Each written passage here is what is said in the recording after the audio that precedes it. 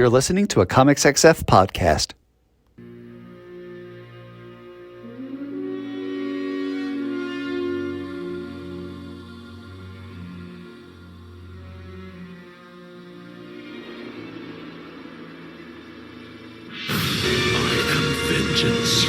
I am the knight. I am Matt Lazowitz, and welcome to this week's episode of Bat Chat with Matt and Will, a Batman ranking podcast, where each week my co-host Will Nevin and I dig into 3 Batman stories, discuss them, and rank them on the big board, thus creating a giant list of Batman stories for best to worst. Will, how's it going tonight? Matt, you ever been down with like the crud, like some kind of sinus deal, some whatever that is, and then it runs its course for a few days, and then you just wake up and you're like, oh, I can breathe again. That's nice. Yeah, that's a great feeling. My throat started feeling a little scratchy Saturday coming home from a pool party, and I was like, uh-oh, this is not going to be good. So then I spent Sunday, Monday, Tuesday sick. Still going to work, still running, because I'm a moron. But then this morning I woke up and I'm like, I can breathe. My nose is clear. But my throat is still ugh. And I am probably going to cough during this. I will try not to cough directly into the mic for your listening benefit. A similar feeling is the morning you wake up after you have your wrists and chest covered in poison ivy, Oh, and it's finally gone away and you stop yeah. itching. Yeah, that's got to be nice. Yeah, trying to see the. Oh, that's no good. Yeah, I don't know. I was covered. I wore long sleeves, long pants. It must have gotten on my wrists when like the sleeves and the gloves rode up, and I must have brushed it against my chest when I was changing. Because at this point, the poison ivy, the blisters are down, and it's just itchy and irritated. But because I've been putting cream and stuff, like steroid creams on it, it's made the entire area, even around the poison ivy patch, red and slightly inflamed, if not itchy.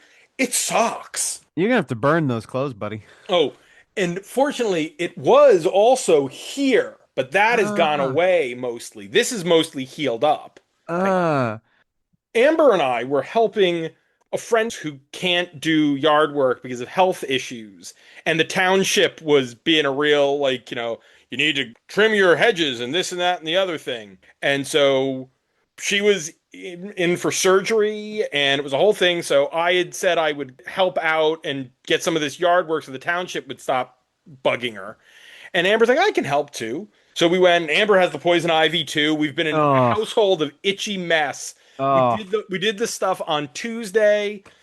We must have gotten it on despite what we did. And by Wednesday we were okay. And then Thursday we both woke up and are like, oh, we're itchy. Oh, Oh, the itch. oh. Oh, the itch. Poison ivy is a 2-week course, so Oh, tomorrow will be the end of week 1, and oh. it'll be downhill from there, and it'll all heal.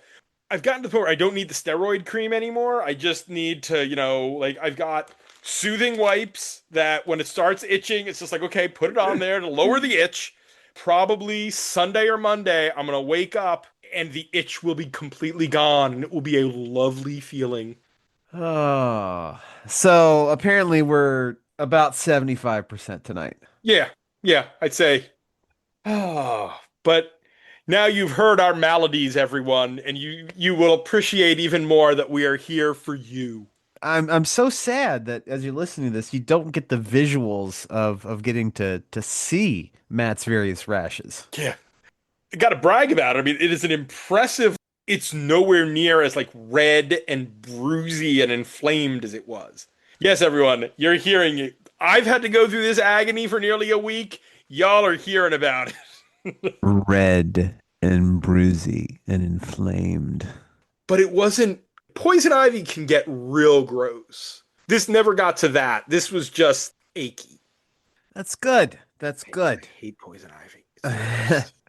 If and one of the many things that Mythbusters taught me is that apparently it can be difficult to find a person that is allergic to poison ivy, but when you find it, it's real bad. It's real bad. Yeah, and somehow I am one and I married one. So we both have decided that we need to hire landscapers to work at our house because we've both gotten it in our yard. Now we went here and we got it somewhere else. This is just bad. It's just all around bad. But you are welcome to come down here and do my yard work, because I, like your invalid neighbor friend, I've just let the hedges just go to nature. I've got trees growing in between the hedges, like they have escaped beyond small shrubbery, and they are now towering above my door. It is a giant mess. You don't have apparently. I said township, but I meant township is me. You don't have an HOA.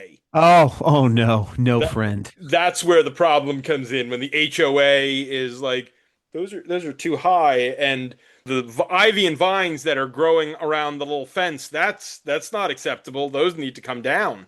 Yeah. I would be in some deep shit if there was an HOA. Nope, none of that here. I've got my neighbor Willie who looks over everybody with a camera and lets me know when shit's going down. Big shout out to Willie. Good on you, Willie. Although he hasn't done this in a while, I would ask that he permanently nix the shooting guns in his backyard in the late night hours. That can be a little dismaying. I can see that. That would have me very nervous very fast. Okay. Whew, doing a lot of vamping, but we still got the important vamp to go. Bat Chat Movie Chat. As I said last week, went to see Jaws on IMAX, and thoughts here. The print is gorgeous. They put real time, investment, and care into it. And look, I realize I'm about to say something goddamn dumb, and I understand that. But it was amazing to see the difference in quality between Jaws and Teenage Mutant Ninja Turtles. Like I had just seen that. That print was washed out and dark. It had some just glitchy moments in it, and that's the best way I could describe it. It was clear that this was nobody's priority in terms of either preservation or restoration. But Jaws, it is a spectacular print. Yeah, it looked so good. And that was my first time actually seeing the movie. And I get it. Like I really get it. I get how it becomes not only a blockbuster but an American classic. And yeah, like you can't be an American pop culture and not get some of it through osmosis. Like you know the theme, you know the Indianapolis soliloquy, you know, oh, you're gonna need a bigger boat. But just to see all of those pieces come together, especially the Indianapolis soliloquy. Like you have this moment of detente between Hooper and Quint, and like they finally come to this understanding and they're having a good time, and then it just turns and just, oh my God, that scene is so good. And I'm gonna say something, and I've never thought I'd ever say this, but I think the weakest part of that movie is John Williams. There are some shark moments, especially as they like just start the hunt, where that score is way too bright. There is some in there that sounds very Indiana Jones. Yes, exactly. This is not adventure. This is life and death. And I certainly don't think he was at the height of his powers yet, right? And I thought that moment really undercut those scenes. But everything else, man, oh boy. Having lived through a pandemic, the mayor makes a lot of sense now. The entire federal government is that fucking guy now. Yeah. That guy it was ridiculously prescient. Yeah. I could not get over the screening I went to. There were parents bringing their like 8, 10-year-old kids, and you know what? Those kids watched the movie. There was none of the BS I sometimes come across in a movie with a lot of kids in the screening. Those kids sat and they watched the movie. Part of that, I think, is that the parents were watching the movie too. I have found the least well-behaved kids in movies are when the parents bring the kids to a kids movie and the parent doesn't care. The parent's on their phone the entire movie or whatever. Those kids run wild Yep. because the parents don't care. In this case, the parents are watching the movie too, so the kids are mirroring that behavior. They want to watch the movie too. It was a packed IMAX, and you could hear a pin drop in the right moments. So good. Yeah, it was absolutely worth seeing it in IMAX, and I'm glad I got that opportunity. Again, I'm just struck by how much care was put into that. And not to once again compare it to Teenage Mutant Ninja Turtles, but to do that, it was clear they just slopped that out. Like, here, nerds, take it, whatever, doesn't matter. But this, it felt like there was an appreciation of what that means for film history.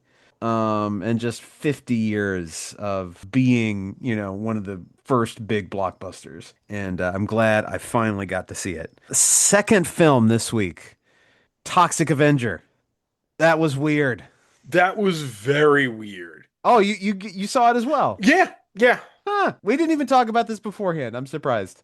Yeah, that was one that was more of a last minute pick for me. That was my, all right, I got one admission left. What am I gonna see? Let's see what Toxie is like. And it was strange. Yes. Which I think you expect, right? Peter Dinklage, a lot of heart there. I enjoyed that. As usual, I don't look up shit before I go into a movie. Was surprised to see both Kevin Bacon and Elijah Wood. That was weird. Yeah, I knew nothing other than hey, it's the Toxic Avenger and Peter Dinklage. That was as much as I knew. And so yeah, them as the villains was something. Everybody looks like they had a good time though. Yes. That was clearly like I was sitting back and I was wondering like how did you get these guys for this movie? They're just enjoying themselves. Fair. You can do so many Oscar picks and then you got to go and be like I'm going to be the villain in the Toxic Avenger. Why in the hell not? Elijah Wood just counting that Lord of the Rings money. Yeah, let's go do something weird. None of them guys got to work again if they don't want. Nah. That's dumb trucks full of money. But yeah, that was a good little hour and a half at the cinema. One more movie thing, and then we'll talk about this week's. I'm very interested in the positive reviews from the Smashing Machine. I Yeah. wasn't sold on the trailers, but if everybody says The Rock can actually act, I'm interested. I'll give it a shot. But we still do have to talk about Batman because that is actually what we're here to talk about. 40 minutes into the show. Between editing and pre-show, it's probably only 15 to 20. This week, with a new volume of Gotham Academy launching, we thought we'd look at 3 stories of the youth of Gotham. Our first story of the night is The Joker's Wild. This is Robin 2, The Joker's Wild, numbers 1 to 4. The writer is Chuck Dixon, with pencils by Tom Lyle, inks by Bob Smith, colors by Adrienne Roy, letters by Tim Harkins, and edited by Denny O'Neil and Kelly Puckett. The cover dates are December of 1991 to February of 1992. With Batman out of town, the still inexperienced third Robin, Tim Drake, must face his greatest test. The Joker has escaped Arkham and has unleashed a reign of terror on Gotham. Tim must stop the man who killed his predecessor before Gotham crumbles. Start out, problematic creator watch. Chuck Dixon is still a right-wing crank. Eddie Berganza has to be number one problematic creator, at least in terms of number of times. Chuck Dixon, number two? Oh, I think it might be right on the same line. It's pretty darn close. Yeah. If anybody out there wants to go back and just count that up, let us know.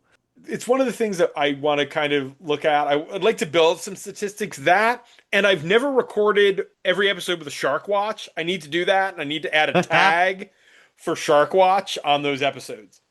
So here we are with the second Robin miniseries. We did the first one not too long ago, the Tim on an international Indiana Jones-esque quest. This one is a much smaller in terms of locale because here we are entirely in Gotham.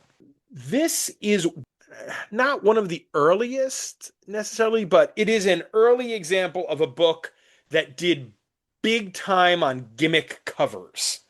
I saw that. Obviously, I'm reading this digitally, and the covers all have this blank space, and I'm like, what the fuck is this? And I go look it up, and it's like, oh, those were little holographic inserts. How Yep. how cute and weird that they're not reproduced digitally. And each issue had multiple covers. It did a countdown. Issue one had 4 holograms and a non-holographic. Issue two had 3 and 1, 2 and 1, and 1 and 1. So the holograms counted down as you went into the series, and there was also a non-holographic cover for each issue. But as to the actual story, here we are with Tim's first encounter with the Joker and the Joker's first encounter with a Robin after he was pretty sure he killed that last I one. I thought I killed you. Didn't I kill you? I was pretty sure I killed you. He gets real touchy about that too. Well, I mean, you think you'd done a job and you think you finished and you think you did a pretty good job because not only did you blow him up, but you also beat him with a crowbar. I mean, it's hard to make a guy more dead than that. But he was still there, and that really got Joker's goat. Of course, this after he was, ambassador to the United Nations. Now, Bruce is out of Gotham right now.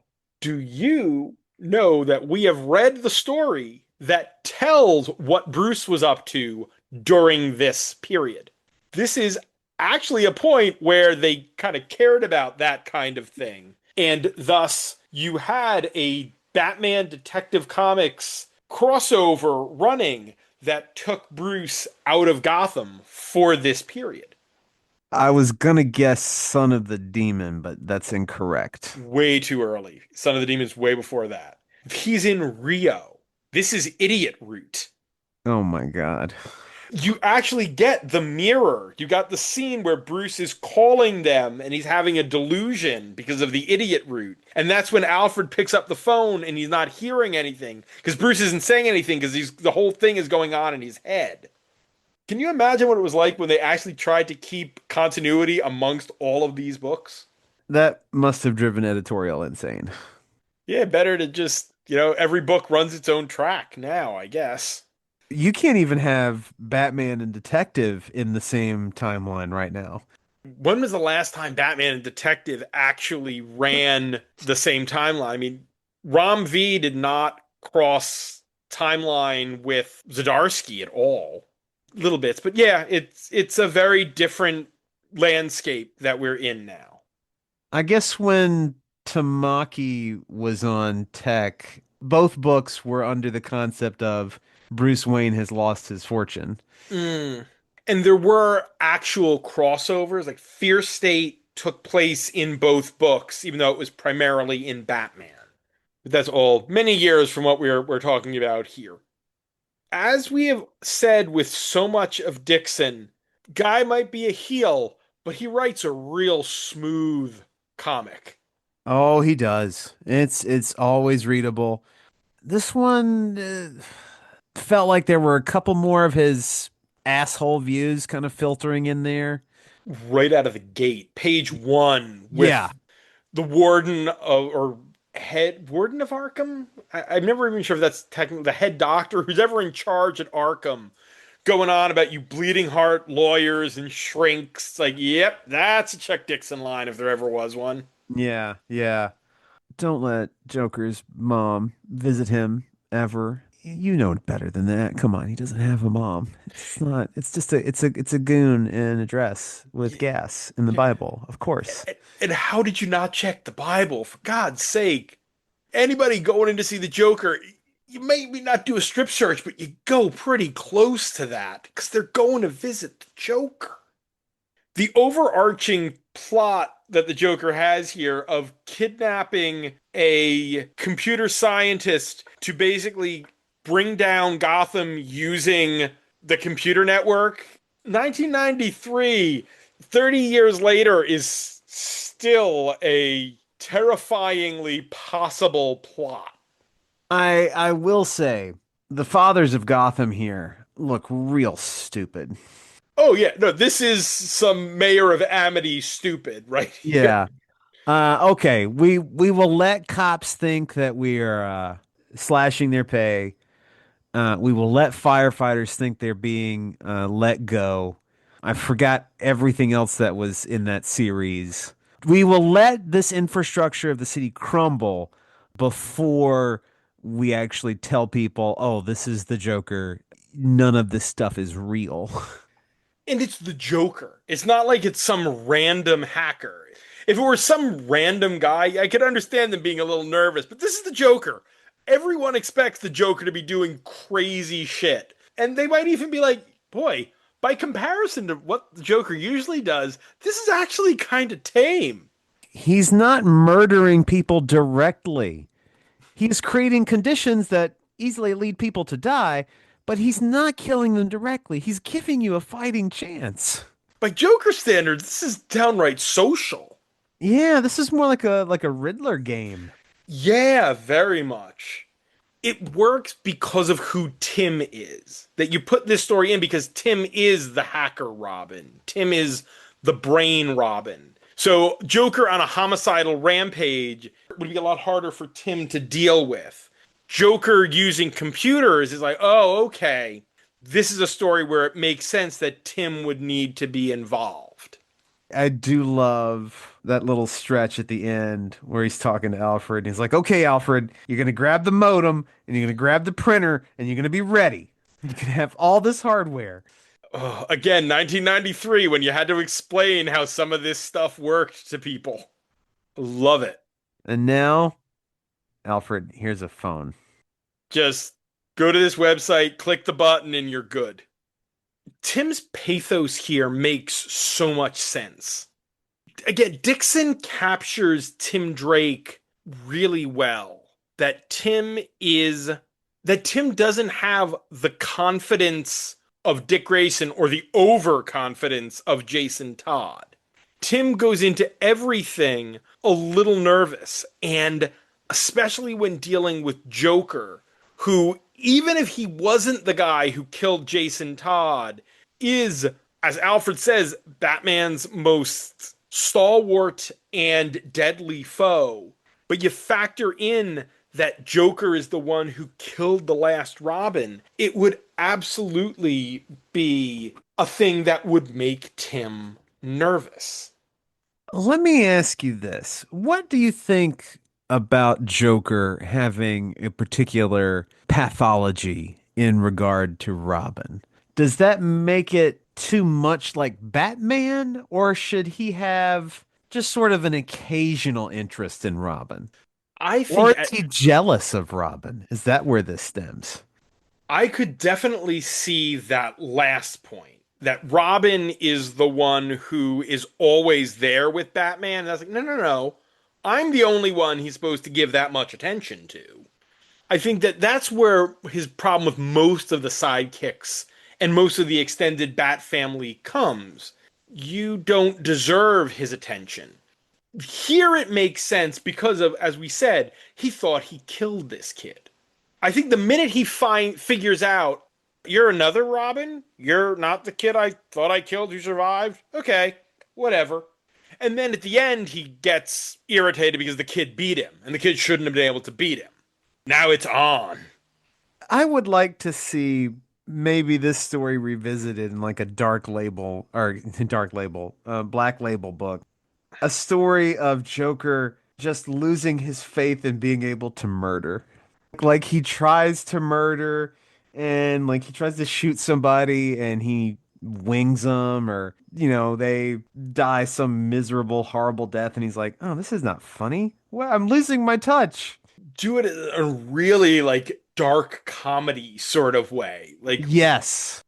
Kyle Starks sort of like really just amping up the darkness of, okay, we're gonna do this whole elaborate death trap that's gonna, it's a Rube Goldberg device, and the Rube Goldberg device completely misfires, and instead of the gun that is supposed to fire that triggers this, that triggers this, that triggers this, that makes the bowling ball hit the guy in the head, the gun misfires and just hits the guy. Yes. And it's just this whole series of Joker. He's like Stella. He needs to get his groove back. DC editorial. We're always listening to any of your offers. I'm here. We often complain about Gotham in peril stories. This one works for me, partially because it was at a point where not every story was a Gotham in peril story. But also, this is not that same kind of peril. There's something No, creepy and almost amusing about the urban terror Joker here, and not in the urban terror in the Dark Knight or the Joker War way. he's not taking over the city, right? He's just holding it hostage. There's no design to become king of Gotham or to lead the police force or to carve up Gotham for territory or something like that. There's no. He's just trying to one, embarrass Batman or embarrass Robin and get a boatload of money. And in the end, he doesn't even care about the money. In the end, like he Really? knows he He's don't going to have that kill the money. Batman. Yeah, this is all about killing Batman. It's like, oh, you don't have the. I know they're not gonna have the money, but I want to blow them up, blow up the whole bridge, and take Batman out with it. Newspaper. I told you they were broke. A couple of other like, little continuity points. Mr. Freeze shows up here, and this is back when Freeze was a real B-lister. This is pre-Batman the Animated Series, which is where Freeze really became a major villain. Which would only heighten Joker's insult. Yeah, that this guy is a B-lister who took over his gang. And that is the Jack Kirby designed Mr. Freeze armor from the Superpowers action figure line, Which we were talking about off air. which is what in my head got me thinking about those tie-in comics, is seeing the Mr. Freeze armor here. Uh-huh, uh-huh. I also like that this is where Dixon is starting to build Tim's supporting cast. Because here is where we meet Ives, his best friend, who will be his best friend through a lot of the Dixon run. Let me tell you about the headcanon that I invented for myself when it comes to this here football game between the Metropolis Machine. By the way, I like the singular name here, right? As a fan of the Alabama Crimson Tide, Miami Heat, Orlando Magic, Utah Jazz, Tulsa Golden Hurricane. It's nice to have just the one singular thing. And that's a good name, the Metropolis Machine. So it was the Metropolis Machine versus the Gotham Knights, and it was the Hammer Bowl. And I'm like, okay, so this is a college game. It's a college postseason game. And then I'm like, well, no, these seem like pro teams. It feels like. So what's the deal there? The Hammer Bowl is not the championship game, right? Because they're not going to call it the Super Bowl. So what I've finally arrived at is that this is an unofficial name for the game between Gotham and Metropolis. Like the Iron Bowl is the game between Auburn and Alabama. The Harbaugh Bowl, when the Harbaugh brothers have to face each other.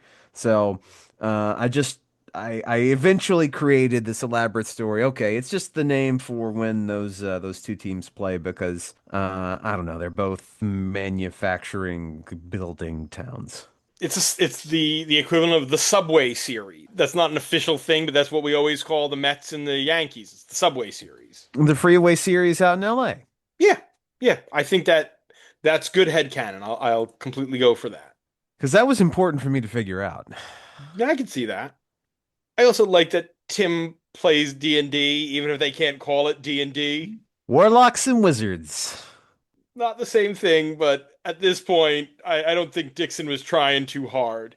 You could have gone Warlocks and Wyverns, and that would have been had the alliteration and would have probably been closer to Dungeons and Dragons, but You know, well, it's interesting that neither Marvel nor DC bought that up back in the day. there were D&D comics from DC.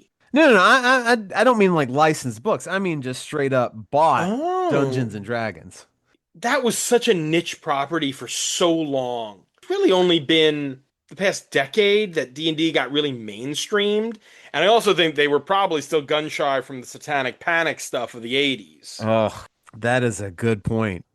Interesting world in which they did that. But yeah, I think fun little series, not as memorable or as I think important to any of the characters as the previous Robin series, but still enjoyable. I liked that it really gave us a lot of Tim and Alfred and developed their relationship. Alfred having to drive Tim around in a unmarked van because Tim doesn't have his license yet. This is collected in a trade with several other things. Yes, with Shadowbox, which we've already covered, because you get Robin 1, which ends the previous Robin trade, because that's Robin Volume 1 is Rite of Passage, which is the death slash incapacitation kidnapping of the Drakes. Identity Crisis, not that one. And Robin 1. This is the issues of Batman right after Tim comes back from Robin 1. So it's a one shot, and Shadowbox, which is the same creative team as the Robin miniseries and is the return of King Snake. Then this, and then Robin 3, Cry of the Huntress, where Robin meets Huntress. And then Robin Volume 3 actually starts the ongoing. Matt did that off the cuff. Absolutely insane. I might be a little bit of a Tim Drake fan, Might be. but I think I'm good on this unless you have anything else. Oh, that means it's time to Robin 2 Joker's Wild on the big board. We are at 615 stories on the big board. Yeah, damn. Number one is the post-crisis origin of Batman, Batman Year One. Still at a sexy 69 is Batman Annual number 14, Eye of the Beholder. At 200 is Justice League Last Ride, the Chip Zdarsky Justice League miniseries. At 400 is Assault on Arkham, where Peacemaker kidnaps a Talon out of Arkham Asylum. Coming in real high, not nearly as close to the bottom as it once was, Batman Gotham Adventures number 21, How This World Goes at 4 and 20. And all the way at the bottom is Three Jokers. What a dog turd of a story. Jeff Johns, you should feel bad. Robin 1 is at 180. This isn't that high. This is by no means bad. No. 300 right now is Shark Bite, the Paul Dini one off with the guy who was a friend of Bruce Wayne's who was robbing the Gotham Museum along with his girlfriend and a curator. A perfectly fine little one off mystery. I feel somewhere between 275 and 300 with this. Okay, so right now 275. Clash of Symbols. Yeah. Wow, we got a lot. And then, okay, so 280, Joker Devil's Advocate, another Dixon Joker story. We got a lot of Dixon in that area because we got Devil's Advocate there. We got Clueless, Robin Volume 2, numbers 3 to 5 at 289. Maybe somewhere in between those two. Yeah, I think so. 284, Darkest Night of the Man-Bat. The Man-Bat does the thing up in the North Pole. I think in terms of overall historical significance, this probably beats that. But you know, I do love a good creature feature.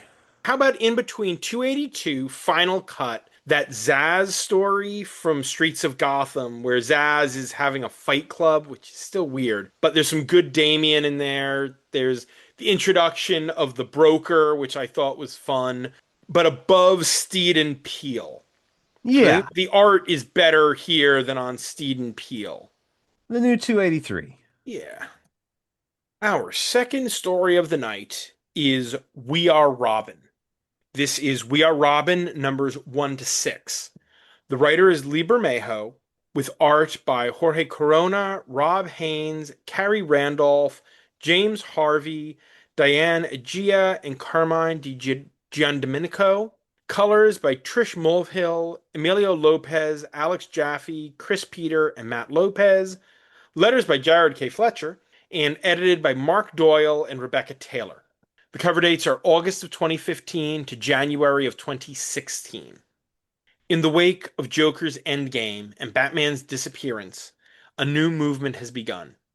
Young people across the city are being recruited to be a new breed of Robin, working together to help Gotham. Newly recruited Duke Thomas, still hurting from the loss of his parents, is called in as an uprising from beneath the streets might cost all these young people their lives. Where did this story begin?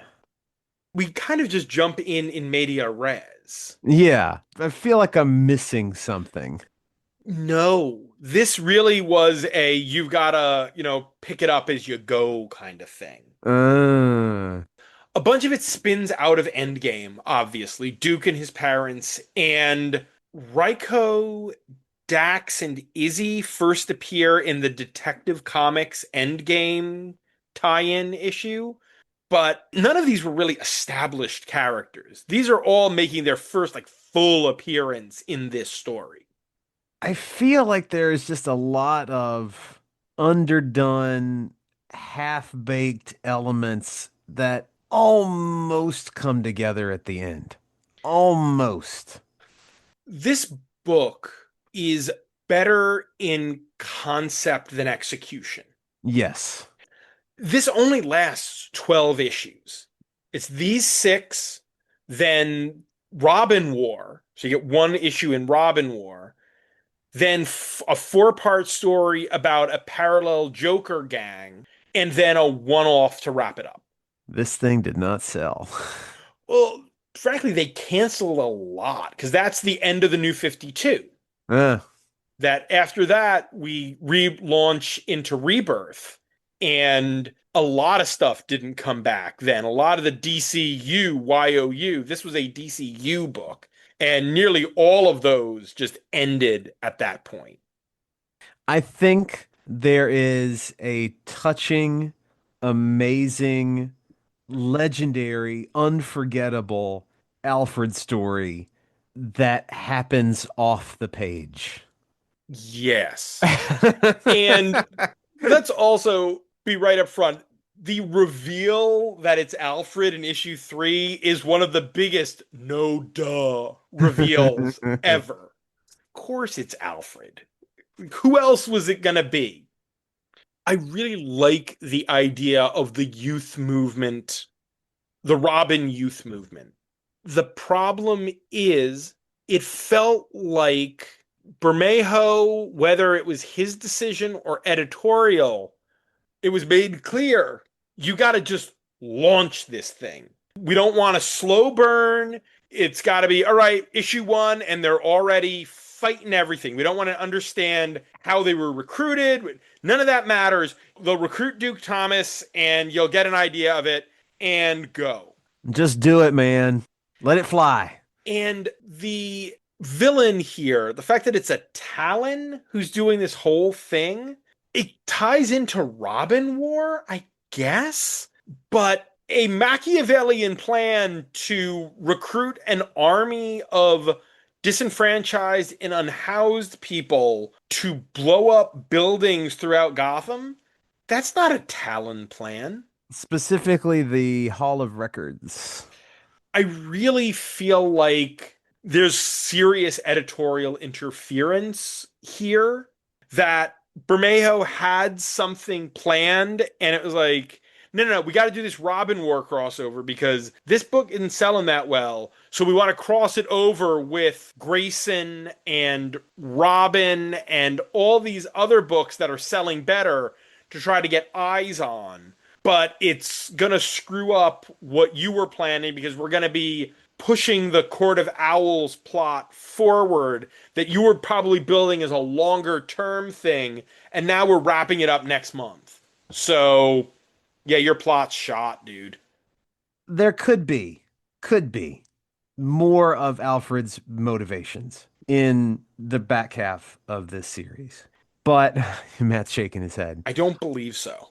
But just him being so conflicted right now in Endgame, seeing Bruce happy, but feeling like his mission is unfulfilled when it comes to the Robins, when it comes to Jason, when it comes to everything that he's lost. Like one of the best panels, quite frankly, in this is, his hook hand. Back when we thought that was the worst thing that could happen to Alfred. But I want to see him just like puttering around in the manor, just lost and just feeling unsure of what to do with his life. And then just a little twinkle in his eye when he thinks about, his old stage kit and what he could do, and him just putting all of this together. Like the most interesting things about this book, and look, I am not a youth, right? Maybe this is a book for the youths. I fully respect that. But the most interesting parts of this story to me are not here, and that befuddles me. It also does line up weirdly with Super Heavy. It when it does. when it comes to Duke Thomas, very specifically, the Duke Thomas here feels like a completely different Duke Thomas than in Super Heavy, and they are running contemporaneously. How is this sort of angry, confused Duke Thomas here the same one who's working at Julie Madison's community center in Super Heavy? It doesn't feel like those are the same character, or they could be, but not at the same time. This feels like a Duke earlier on in his evolution who has to sort of make peace before he becomes the Duke Thomas in Super Heavy. But as always, whenever we talk about Duke Thomas, I think it's worth mentioning that the central driving feature of this character, his conflict and his pain and his misery with his parents, resolved in an urban legend story. Yeah.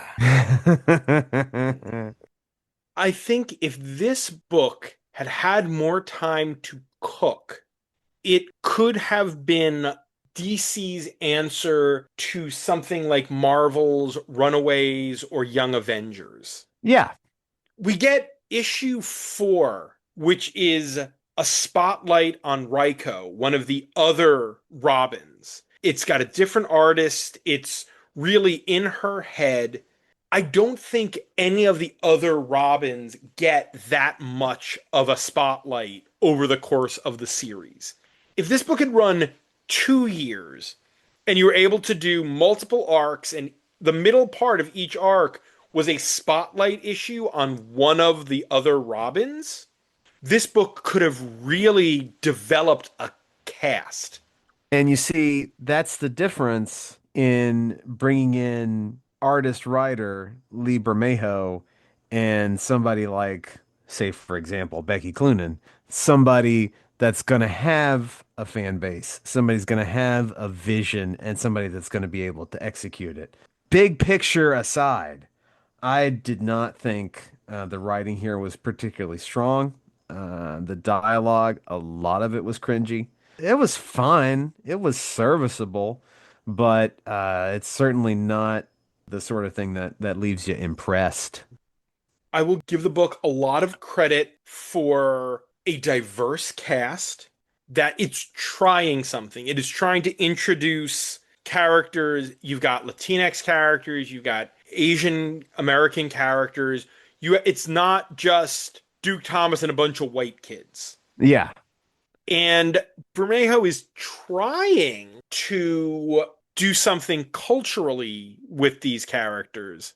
But as you said, it can get pretty cringy with some of the writing. And I don't remember the back half of the book that well. So I don't remember if we get a wrap up on Dre's anger issues or deal with the fact that Izzy watched her brother get cut in half by a Talon. I know we eventually learn Dax's last name. He's a Chill. I believe he's Joe's grandson? Son or grandson? The timeline would That's a mean little too convenient. I'm okay with it, but it would have been something where you would have needed to spend more time with it. That a kid who knew that his grandfather was the guy who perpetrated the crime that caused all this shit to go down, trying to make good for the city that his grandfather fucked over. There's a story there, but it never gets told. Most of these characters barely appear after this series pops up. Izzy shows up as Duke's girlfriend a couple times. She's the one he has the conversation with in Cursed Wheel about the little kids drawing their favorite or their own superheroes. I think Raiko pops up in the Signal miniseries, and I think Izzy does too. But most of these characters don't have much of a life outside this book. And that's again because the book ended so damn fast that none of them got the time to shine. You don't get a lot of time with Sugar, who's their like Oracle member. It's a shame because I think the idea here is really a good idea. We've talked about this with other stories, but the basic premise of the first half of this is not a plot that I would write in the year of our Lord 2025. I would not write about a bunch of unhoused people causing riots in a major American city. No. Can't blame early 2016 writer for that, but now that is not a plot that I would like to see anybody do. A little too American carnage for me, thanks. It does, and this one I do not blame on Bermejo. This is purely editorial. Oh, look, it's super young Leslie Tompkins again. I will never not call that out and be bothered by it. And Leslie Tompkins, the social worker, which is more in line with her initial kind of Denny O'Neil appearances, but is a version of the character that hadn't really been used. And that was where they took her for much of the New 52. They took her away from physician, despite her still being Dr. Tompkins here. I guess it would be a PhD in. Do you get a PhD in social work? You can, but then you go teach.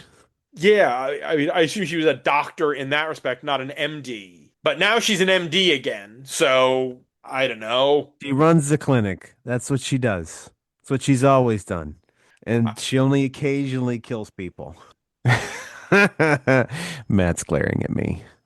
I do like there's a line here that is unintentionally prescient because listen, nobody had the twinkle of the idea of the signal in their eyes here.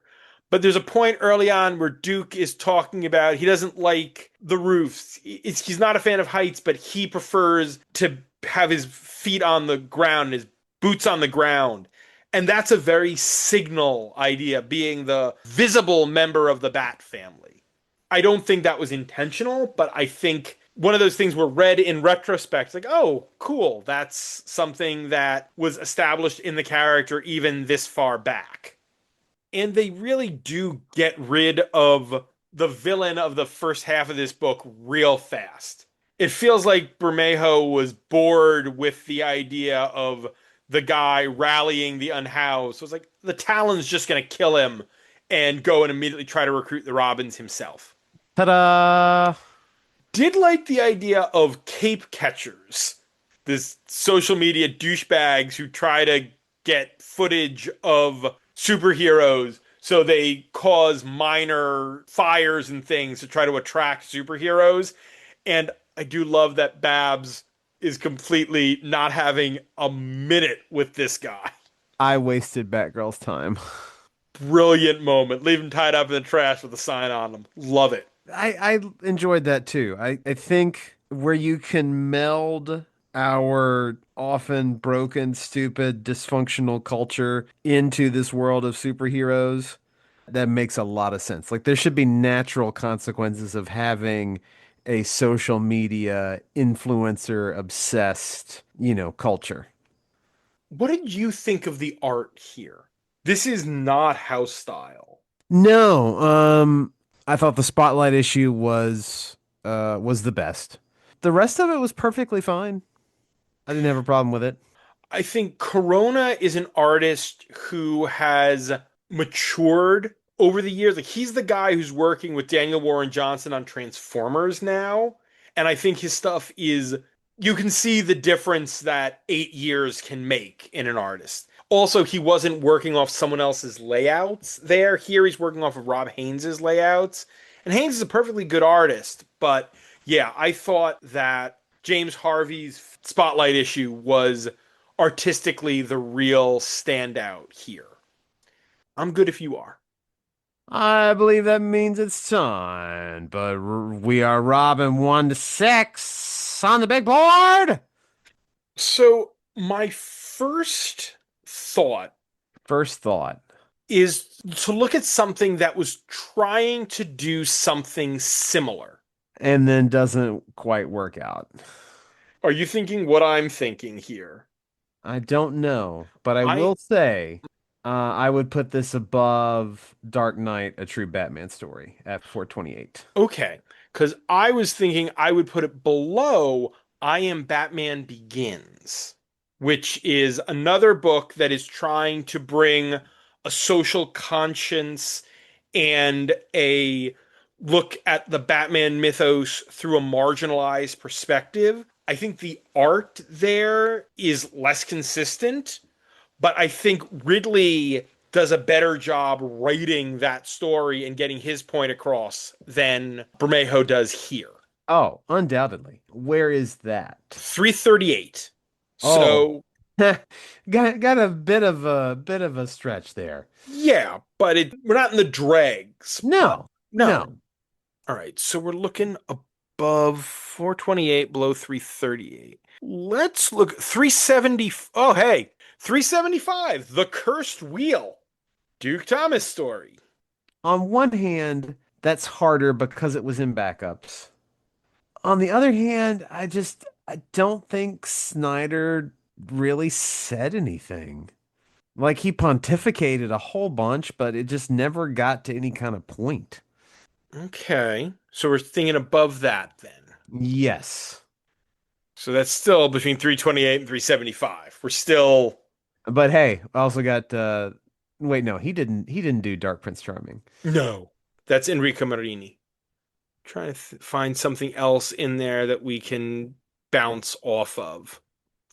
I don't know if it goes above One Bad Day, Mr. Freeze at 349. Okay. Okay, so then we're between 375. Injustice Gods Among Us, Year 4, Volume 1. 357. Montoya hits Superman with a Washington Monument is the only thing in that book that's memorable. Yeah. It's not saying anything. No. Likewise, I think I'd probably put it above War of Jokes and Riddles at 355. Tell you what, I'm gonna give you a number right now. Okay. Right now.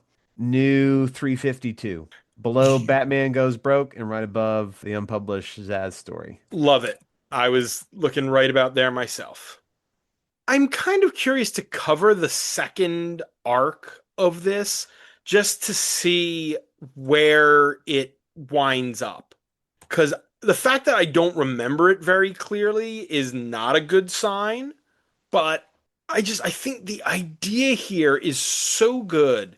And I'm not sure if it is a case of it just needed more time that it never would have gotten because nothing is given that length unless it's a hit right out of the gate anymore. And our final story of the night is Calamity. This is Gotham Academy numbers 8 to 12. The writers are Becky Cloonan and Brendan Fletcher, with pencils by Carl Kerschel and Mingju Helen Chen, inks by Kerschel, colors by Serge Lapointe and Michel Ozarasacorn, letters by Steve Wands and Marilyn Patrizio, and edited by Rebecca Taylor and Mark Doyle. The cover dates are September of 2015 to February of 2016. As Olive Silverlock mourns the death of her mother, things get stranger at Gotham Academy. Werewolves, shapeshifters, and the possible ghost of Olive's mother walk the grounds as something hunts for Olive. This is the second full arc of Gotham Academy after the first arc, which we covered, and the Curse of the Innistree Quill, which is the one-off right before it. I know you had some issues when we were doing Innistree Quill about not remembering who all of these different characters were. Correct. And did you run into that same problem here? I had a handle on maps at least, but that was about it. So we're growing. This one, we've got 3 or 4 more arcs. There is considerably more Gotham Academy. Gotham Academy is one of the books that made it through DCU and then got a second semester mini or maxi during Rebirth. And we're doing this because we're getting a prequel series starting, hopefully, if things happen accordingly, this week. That is always the catch. I do this based on solicitations. There's also an annual and a Lumberjanes crossover miniseries. So Gotham Academy had a good length run, even though it probably could have gone even more. And I'm kind of hoping that doing a prequel miniseries will get more attention on the trades. And I think they're going to start releasing them in the size of the DC for Teens trade size. And hopefully that'll get them on bookshelves and get it some more attention. Because this Get 'em in the is, book fairs, baby. yeah. This is also a book that is obviously not geared for you and me. No, of course not. But the writing is not cringy. The writing is fun. The writing is zippy. Is cute. The writing is also littered with Easter eggs. Oh, of course it is. This is clearly written by fans of Batman and fans of Batman the Animated Series. We talked about it with Volume 1, the fact that they brought in Simon Trent, the Gray Ghost. The interaction between him and Clayface. Oh, Amazing. that was great. Amazing. Them having a Shakespeare off, friggin' phenomenal. Loved it.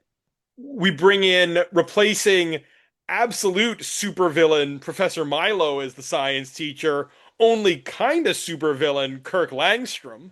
And I will say it must be very hard to do this book in a post Harry Potter world. Just to feel like you're not cribbing from Harry Potter, even if you don't read that or have absorbed it. Or I know that I would constantly be worried about, okay, I'm putting Hugo Strange and Kirk Langstrom in this school setting. Am I doing a Harry Potter?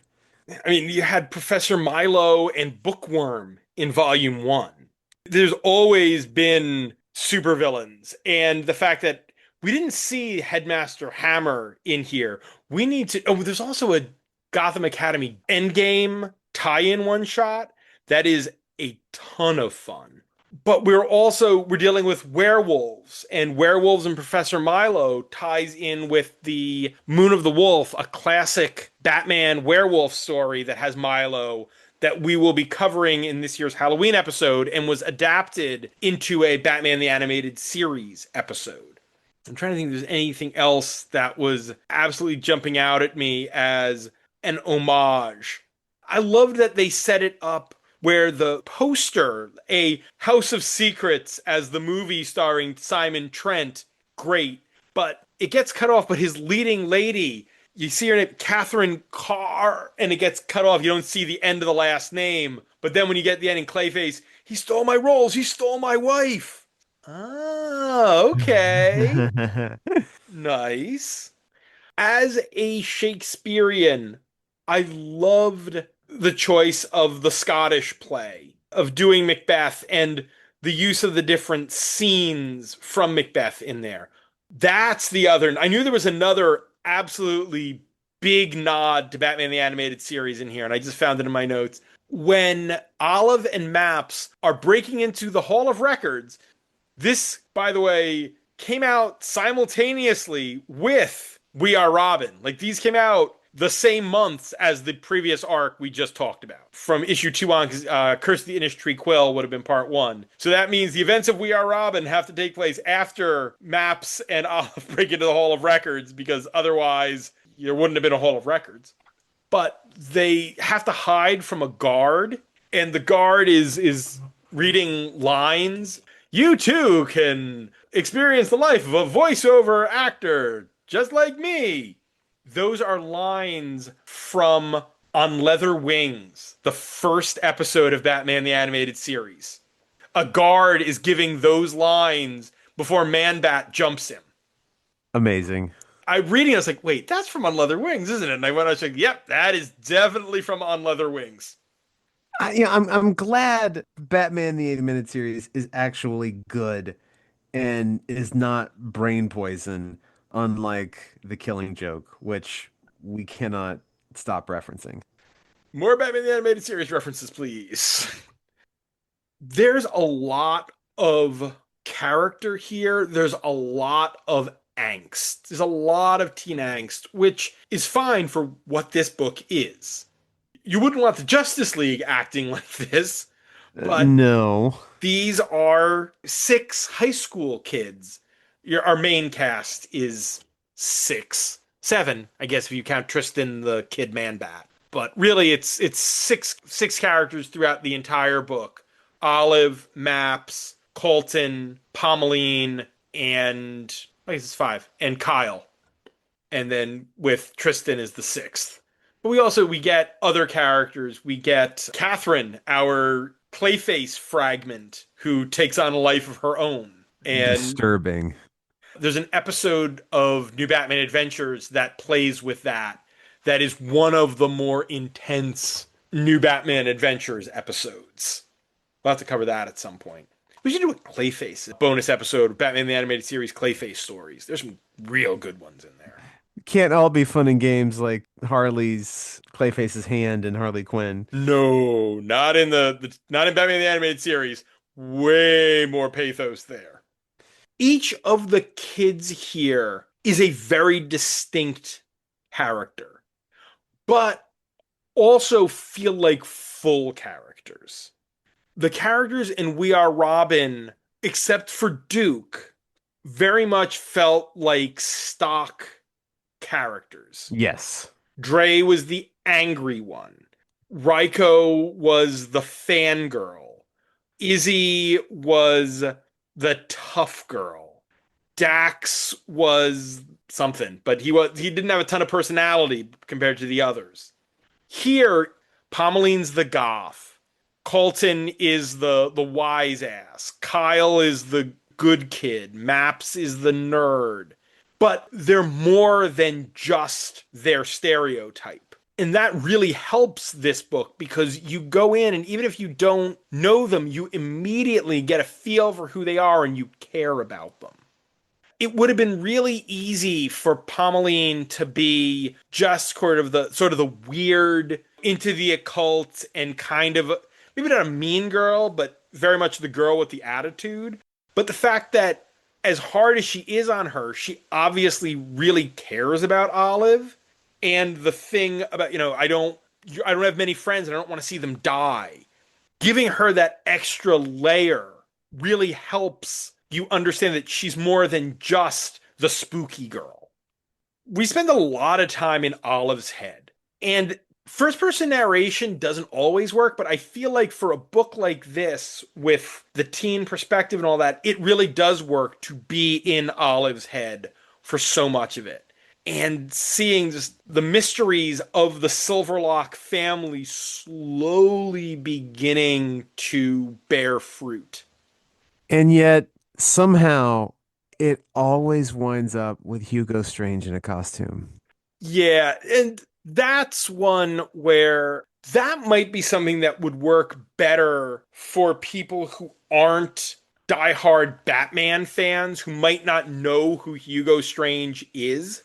Because the minute he shows up in this book, you know, it's like, oh, okay, he's behind something here because he's Hugo Strange. He's a creep.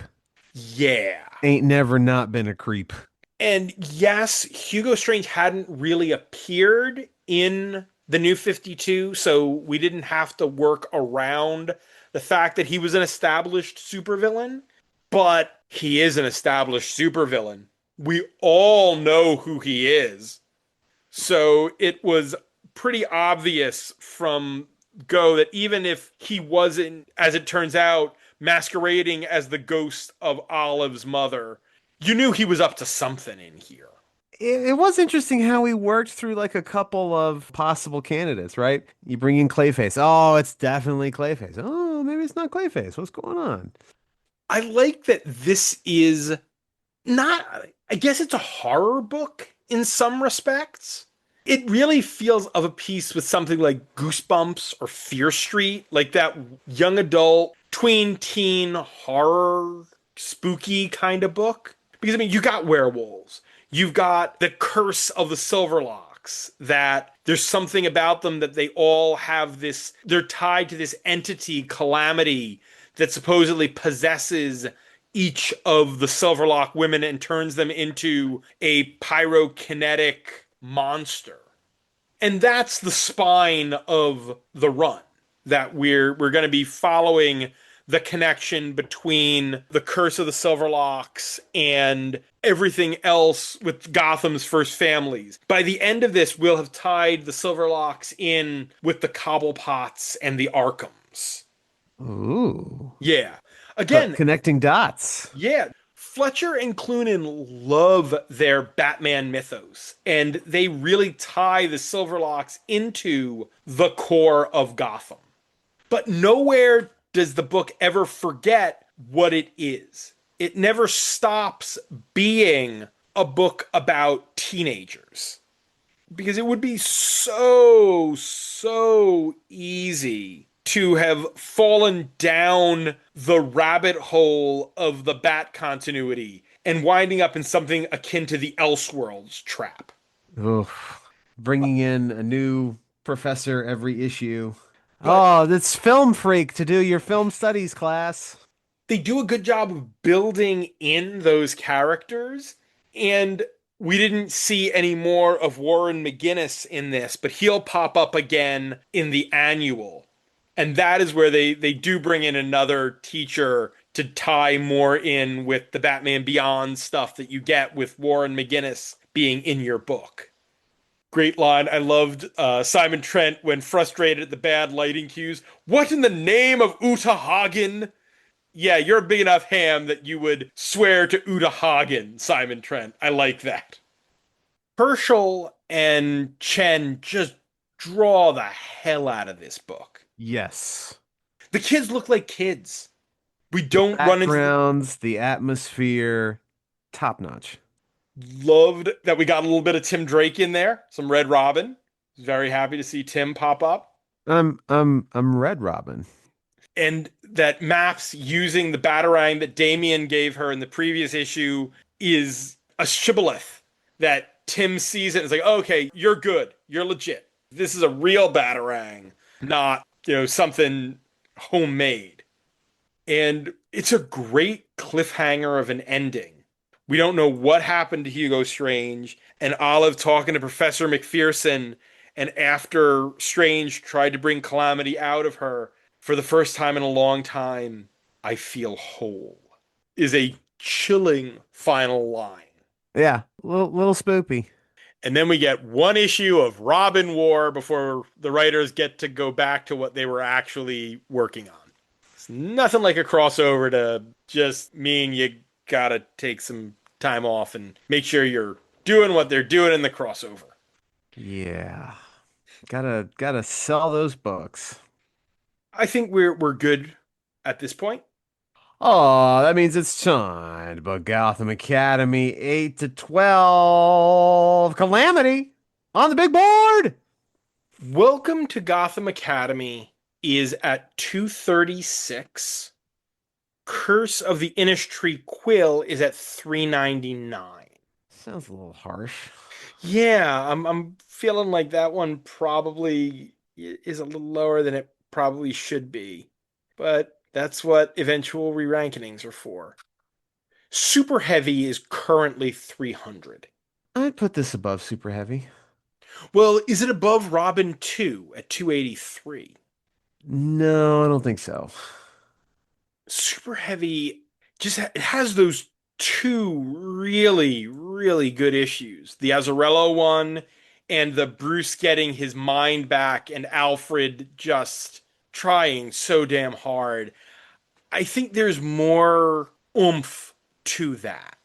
I don't think it goes much lower. It's above the Mud Pack at 320.